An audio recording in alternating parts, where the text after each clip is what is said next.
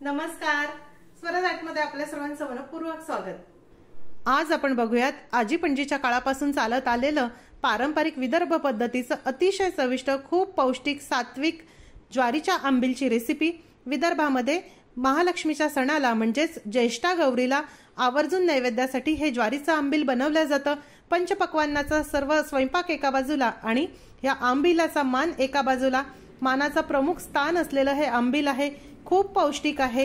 तुम्ही एरवी देखील हे नाश्त्याला बनवू शकतात। हेल्दी अशी रेसिपी आहे। आपल्या सर्व पारंपरिक पदार्थांची ओळख आपल्या भावी पिढीला व्हावी म्हणून केलेला हा छोटासा प्रयत्न आहे। चला तर व्हिडिओला सुरुवात करूया। ज्वारीचे आंबील बनवण्यासाठी सर्वप्रथम आपल्याला लागणार आहे 1 वाटी ज्वारी। सर्वप्रथम एका भांड्यामध्ये ही ज्वारी घेऊ। ज्वारी स्वच्छ निवडून घेतली आहे। आता यामध्ये पाणी घालू आणि ही ज्वारी एक वेळा धुवून घेऊ। ज्वारी धुवून झाली। आता यातील पाणी आपण निथळवून घेऊ। आता यामध्ये आवश्यकतेनुसार पाणी घालूया। ज्वारीचं हे आंबील अगदी किलोच्या प्रमाणामध्ये गावाकडे बनवले जाते। आज अगदी कमीत कमी 1 वाटीचं प्रमाण मी तुम्हाला दाखवणार आहे। हे बघा, ज्वारी 15-20 मिनिटांसाठी भिजली। आता आपण यातील पाणी काढून घेऊ। इथे एका सुती कापडावर आता आपल्याला ही भिजवलेली ज्वारी अशी पसरवून घ्यायची आहे। अशा प्रकारे ही ज्वारी आपण पसरवून घेऊ आणि 1 तासासाठी अशीच ही आपल्याला सुकट ठेवायची आहे। ह्या ज्वारीला आपल्याला कडकडीत वाळवायचं नाही, पण ह्याचं वरचं जे पाणी आहे ते तुटायला हवं, म्हणजे याची साल मऊ होईल आणि ह्याचा जो कोंडा आहे तो पटकन सुटेल। हे बघा, ही ज्वारी 1 तासासाठी सुकली। वरच्या बाजूनी जरा कोरडी झाली आहे। इथे मिक्सरच्या मधल्या भांड्यामध्ये आता आपण ही ज्वारी घालू। अगदी 1च वाटी ज्वारी आहे, कमी आहे, त्यामुळे एकाच वेळी हे मी याचा रवा करणार आहे। पण ज्वारी जर जास्त असेल तर थोडी थोडी ज्वारी घ्या। आता पल्स मोडला मिक्सर चालू बंद करत आपल्याला ह्याचा रवा काढून घ्यायचा आहे। खूप बारीक पीठ करायचं नाही आणि अर्धी ज्वारी देखील ठेवायची नाही। जाडसर असा रवा याचा करून घेऊ। रवाळ हे आपण वाटून घेऊ। हे बघा, किती छान रवाळ हे वाटून झालं। ह्याचा मस्त रवा तयार झाला आहे। अशा मोठ्या ताटामध्ये, परातीमध्ये किंवा सुपामध्ये हा रवा आपल्याला आता पाखडून घ्यायचा आहे। ज्वारीचा हा रवा काढताना गिरणीवर देत नाही, घरीच पूर्वी जात्यावर हे दळायचे आणि आता देखील मिक्सरला तुम्ही हे करू शकता, कारण हा जो प्रसाद आहे हा महालक्ष्मीचा मुख्य प्रसाद असतो। त्यामुळे अगदी घरच्या घरी सात्विक पद्धतीने स्वच्छतेने हा प्रसाद बनवला जातो। आता हा रवा आपल्याला पाखडून घ्यायचा आहे। ज्वारीची जी साल आहे किंवा ज्वारीचा जो कोंडा आहे आणि हे जे बारीक पीठ आहे हे आपल्याला काढून घ्यायचं आहे। या पद्धतीने पाखडून यातील पीठ आपण काढून घेऊ। हे बघा, या पद्धतीने पाखडून आपण यातील कोंडा काढून घेऊ। आता हा जो कोंडा आहे हा जेव्हा महालक्ष्मीचा किंवा गौराईचा स्वयंपाक बनवला जातो, प्रसादाचं आंबील बनवलं जातं, तेव्हा हा कोंडा देखील फेकला जात नाही। कुठलीही वस्तू वाया घालवत नाही। अगदी स्वयंपाकाचं पाणी आणि जेवणानंतर असणारे भांडे किंवा हात धुण्यासाठी देखील एक मोठ्या आकाराचा विशिष्ट खड्डा केला जातो, त्याला समुद्र असे म्हणतात, आणि त्यामध्येच हे सर्व टाकतात। आणि हा जो कोंडा आहे हा देखील वाया न घालवता हा गाईला देतात किंवा यापासून लक्ष्मणे असा एक पारंपरिक पदार्थ बनवता येतो। कुठलाही यानी तुम्ही करू शकता। हे बघा, किती छान पांढरा शुभ्र असा हा ज्वारीचा रवा तयार झाला आहे। ह्यातील जो कोंडा आहे तो मी काढून ठेवला आहे। ज्वारीच्या कोंड्यापासून लक्ष्मणे बनवता येतात। पारंपरिक लक्ष्मणांची रेसिपी आईने दाखवली आहे। गव्हाच्या कोंड्याचे किंवा ज्वारीच्या कोंड्यापासून तुम्ही ही लक्ष्मणांची रेसिपी बनवू शकतात। खूप हेल्दी आहे। लिंक मी तुम्हाला डिस्क्रिप्शन बॉक्समध्ये देत आहे, नक्की बघा।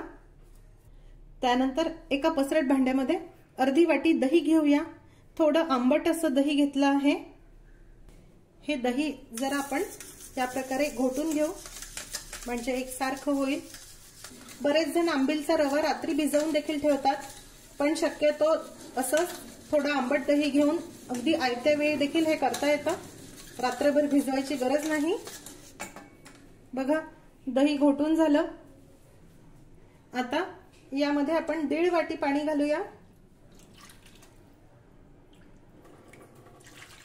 याऐवजी तुम्ही 2.5 वाट्या ताक देखील घेऊ शकता. फक्त एक गोष्ट लक्षात ठेवा की ते आपल्याला थोडं आंबट घ्यायचं आहे, ज्या प्रकारे आपण कढीसाठी वापरतो अगदी तसंच. आता यामध्ये हा ज्वारीचा रवा घालू.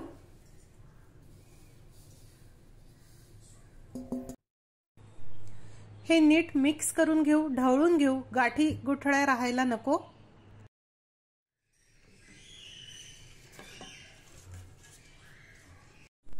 आता यावर झाकण ठेवू आणि ज्वारीचा रवा ताकामध्ये भिजण्यासाठी साधारण अर्धा तास बाजूला ठेवून देऊ. हे बघा, ज्वारीचा हा रवा अर्ध्या तासासाठी नीट भिजला आहे. याच पद्धतीचा आपल्याला हा हवा. थोडा नीट रवा भिजला की पटकन शिजतो. इथे कढईमध्ये 2.5 वाटी पाणी आपण गरम करायला ठेवू. 1 वाटी ज्वारीसाठी इथे 2.5 वाटी पाणी, कारण आपण 1.5 वाटी पाणी आधी देखील घातलं आहे. हा ज्वारीचा रवा नीट शिजायला हवा. आता या पाण्यामध्ये आपल्याला 1 टीस्पून मिऱ्याची पूड घालायची आहे. मिरे असे जाडसर मी कुटून घेतले. 1 टीस्पून सुंठेची पावडर, 2 टेबलस्पून सुक्या खोबऱ्याचे काप. तुम्हाला आवडत असेल तर तुम्ही इथे ओल्या नारळाचे काप देखील घेऊ शकता. पारंपरिक पद्धतीमध्ये शक्यतो सुकं खोबरं वापरतात. चवीनुसार मीठ घालूया. आता पाण्याला उकळी यायची आपण वाट बघू. ही अगदी आजी पणजीच्या काळापासून चालत आलेली पारंपरिक अशी ज्वारीच्या आंबीलची रेसिपी आहे. आमच्याकडे ज्या पद्धतीने बनवतात अगदी तशीच मी तुम्हाला दाखवली आहे. तुमच्याकडे महालक्ष्मीला काय काय बनवलं जातं ते देखील मला कळवा. आणि आंबील तुम्ही कशा प्रकारे बनवतात ते देखील कमेंट करून कळवा. आंबील हे प्रसादासाठीच नाही तर तुम्ही नाश्त्याला देखील खाऊ शकतात, डाएट मध्ये खाऊ शकतात, कारण खूप हेल्दी अशी रेसिपी आहे. ह्या प्रकारे साधा आंबील खायचं नसेल तर तुम्ही मिरची, कढीपत्ता घालून फोडणीचा आंबील देखील बनवू शकतात. ते देखील छान लागतं. हे बघा, पाण्याला मस्त उकळी आली आहे.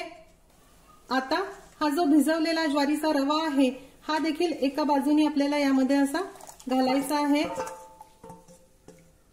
चमच्यानी नीट ढवळून घ्या, तळापासून ढवळून घ्या, म्हणजे गाठी होणार नाही. आता मध्यम आचेवर हे मिश्रण आपल्याला एकसारखं ढवळत राहायचं आहे, म्हणजे गाठी गुठळ्या होणार नाही. विदर्भामध्ये महालक्ष्मीच्या जेवणासाठी भरपूर जणांना बोलवलेलं असतं, प्रसाद घेण्यासाठी बोलवलेलं असतं. त्यामुळे पुरणपोळीच्या पंचपक्वान्नाच्या जेवणासोबतच हे आंबील देखील वाढलं जातं.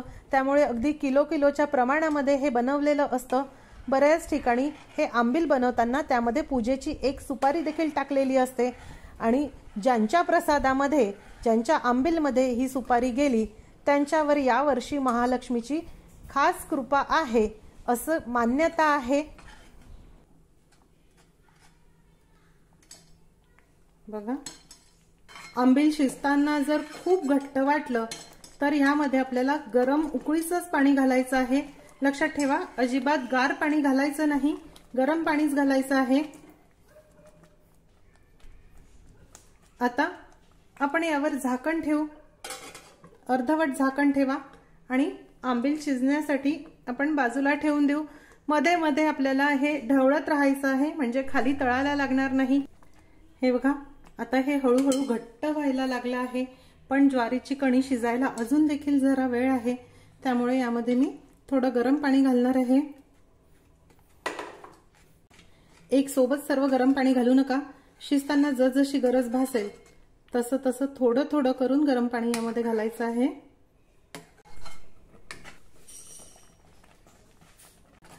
बघा, हे आंबील किती छान शिजलं. याची कणी खूप मस्त शिजली आहे. आंबील शिजलं की ते थोडं ट्रान्सपरंट दिसायला लागतं आणि या प्रकारे याला चकाकी येते। ह्याची कन्सिस्टन्सी देखील आता ठीक आहे, यापेक्षा पातळ नको आणि घट्ट देखील नको। थोडं गार झाल्यानंतर हे अजून थोडं घट्ट होत जातं। आंबील शिजताना मी मध्ये मध्ये थोडं करून साधारण 2 वाट्या गरम पाणी अजून घातलं होतं, म्हणजे आधी घातलेली 1.5 वाटी, त्यानंतर घातलेली 2.5 वाटी आणि पुन्हा 2 वाटी एवढं पाणी मला लागलं आहे। प्रत्येक ज्वारीनुसार पाण्याचा अंदाज कमी अधिक होऊ शकतो। आता आपण गॅस बंद करूया। त्यानंतर गुळवणी बनवून घेऊ। गुळवणी बनवण्यासाठी आपल्याला लागणार आहे अर्धी वाटी गूळ, यामध्ये अर्धी वाटीच पाणी घालूया, जेवढा गूळ तेवढं पाणी। आता हा गूळ आपल्याला या पाण्यामध्ये विरघळवून घ्यायचा आहे। ह्याचा पाक वगैरे करायचा नाही, फक्त गूळ नीट विरघळायला हवा। हे बघा, गूळ पाण्यामध्ये पूर्णपणे विरघळला आहे। आता आपण गॅस बंद करूया। आता हे गुळाचं पाणी आपण गाळून घेऊ, म्हणजे गुळामध्ये जर काही कचरा असेल तर तो निघून जाईल। बघा, गुळवणी तयार आहे। आजी पणजीच्या काळापासून चालत आलेलं पारंपरिक पद्धतीचं सात्विक असं ज्वारीचं आंबील तयार आहे। हे आंबील 3 प्रकारे खातात। सर्वप्रथम तर ह्या अशाच आंबिलावर साजूक तूप घालून खा, हा प्रकार एक आहे। काही घेण्याची गरज नाही, फक्त आंबील आणि त्यावर तूप। आता अजून दुसरे 2 प्रकार दाखवते। त्यानंतर दुसऱ्या प्रकारामध्ये यावर पिठी साखर आणि दूध घालून खातात। या पद्धतीने देखील तुम्ही खाऊ शकता। आणि तिसरा प्रकार हा जास्त कॉमन प्रकार आहे, बऱ्याच जणांकडे ह्याच पद्धतीने खाल्लं जातं, ते म्हणजे हे आंबील आणि त्यावर गुळवणी। अतिशय चविष्ट असे आंबीलचे 3 प्रकार तयार आहे।